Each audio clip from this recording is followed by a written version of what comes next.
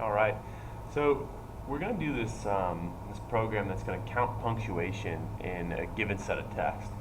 So I've kind of shown you how I think is a really good idea for most of these Python programs we're running. Maybe some of the simpler ones you can get away with, but as we get more complex, the best thing to start off with these problems is to create like a little outline of what you think the task is. Because then even if you're having an issue, it's a better question to come ask someone and say, hey, I'm having trouble run it through my function above, right? Or something like that. Very specific instead of, I just don't know how to do this. So what I'm going to basically do is I have two parts. I'm going to have the functions, those are the tools of the trade, right? And I'm going to have the program, which at some point I'm going to have to use the tool that I just made. So basically my program is pretty straightforward. I'm going to ask for the word in a sentence from the user. I'm going to define what I want it to check. In this case, I'm going to check for punctuation. And then I'm going to run it through a function and print out the result. I mean, pretty straightforward, right? Now the function itself, I need to make a function to count punctuation in that word slash sentence.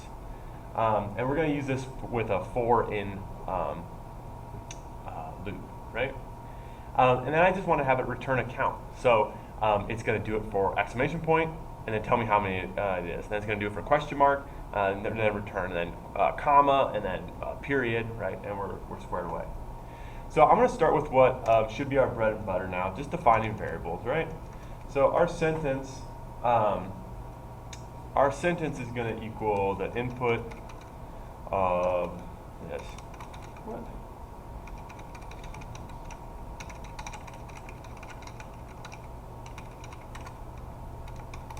Okay, so I asked for the word or sentence. Now I need to figure out what I want to check. And I'm going to check punctuation. And I'm just going to define that as a list. So let's say exclamation point. How about awesome question mark? The perennial favorite, the period. What else we got? We got commas. I think that's all of them. Unless this is, you're in like Spain and you have like the upside down question mark. Okay, so I've got two of those things done. Now my next one is I want to run it through the function above. Well, I don't have a function above. So what I'm going to do is I need to create a function to count if the punctuation is in that word or sentence. So I'm going to define this new function, and I'm going to call it count punc. Punc. There you go. And basically what I'm going to do is I'm going to give it a word slash sentence, right? Well, I'll just use word to be brief. And I'm going to give it a target letter, right? And basically, so the word is going to be their entire sentence, and the target letter is first going to be the exclamation point, then the question mark, boom, boom, boom. And I'm going to run through all three of those. Very important to do this at the beginning. I'm going to put my punc count. I'm going to use, it's called camel case there, where you capitalize the second letter. So it's important that you put that at 0, right? Because that's the thing I'm going to be counting and returning, right? I'll just put that right here. I'm going to want to return my punc count. Okay. I'm going to set it at 0 because before it starts checking, I want it to 0 out, right?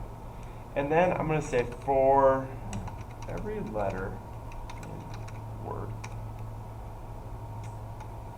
And I guess instead of letter here, maybe I could use something like for every, anyway. Remember, that's just a localized variable, so I don't have to define what letter is. It only exists in this like little loop here, right? So I'm going to say if that letter is the target letter. So as I'm running through the sentence, if it runs across a letter that's actually an exclamation point, and I'm checking for exclamation points, well then what do I want to have happen? I'm going to put the punc count I'm going to set that equal to the punct count plus 1. So I'll just get one bigger. And it'll go through, so if our word was like supercalifragilisticexpialidocious, I don't think I said that right, it'll go through each one of those, and every single time that it runs across what we're targeting, it'll add 1 to it. In that case, it's going to never hit our target letter because there's no punctuation in that. And then I'm done. I just want to have it return that punct count. Okay, so now I go back to my main program. I've created my function, and it works, and it's good. Now I want to run it through the function. So I want to have this for loop down here. So for each letter in punctuation, oh, that's not how you spell punctuation.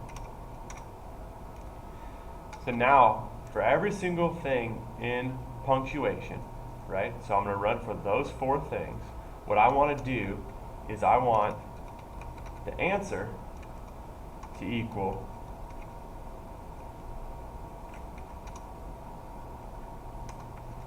now I'm connecting it to my program saying, okay, count punct, do that count punct thing. And I want the first variable to be sentence, the first thing input to be the sentence, and the second to be the letter. So the letter, okay, so it's going to run through all the letters in punctuation. So this, and this, those 4. And so imagine this is an exclamation point, and the sentence is what the user writes in.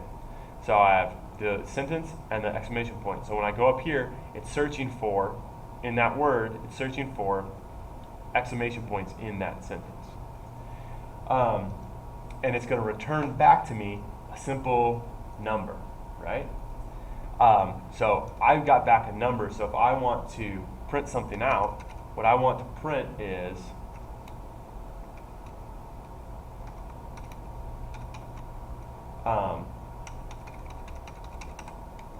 like this.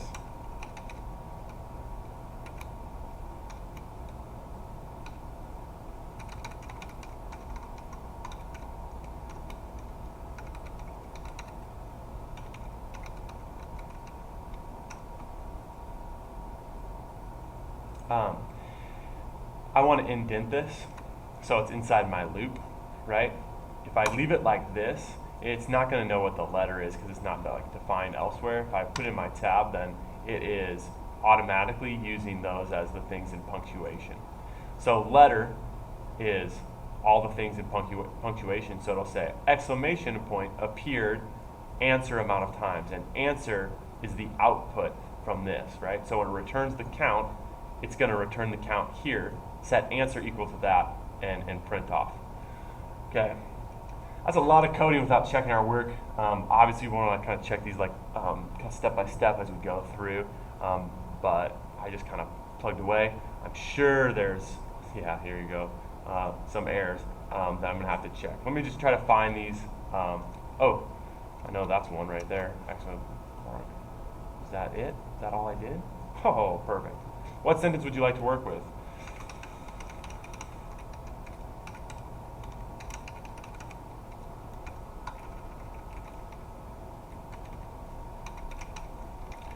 So Bob, he likes cake, and he, what do you like? Okay. So we've hopefully get like one period, a whole bunch of exclamation points, and some question marks. Yeah, there we go. And no commas, cool. So it counted commas even though we didn't have them. And that's kind of a good video for how to run through something and check.